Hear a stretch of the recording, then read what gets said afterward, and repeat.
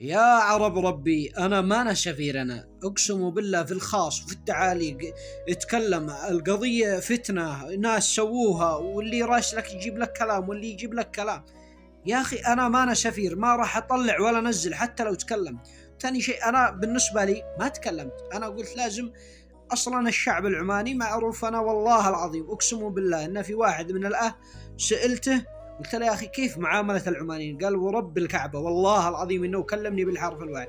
قال أقسم بالله أن أنا أخذت سيارة قبل ما أسجلها باسمي، إني طلعت من داخل عمان لليمن وعادها السيارة ما هي باسمي. قلت كيف طلعت؟ قال كذا احترام الرجال، قال يعني أمن. فإحنا ما نختلف إن الشعب العماني شعب طيب وشعب فيه كل الصفات، بس أنا ما أنا سفير حتى أتكلم في مواضيع أو أقول كذب أو هي. شوفوا القضية صارت في الدولة، هم بيتكلموا بيصرحوا، ما تدري وش الأسباب. لا أقدر أقول لكم كذبة ولا أقدر أقول لكم صح.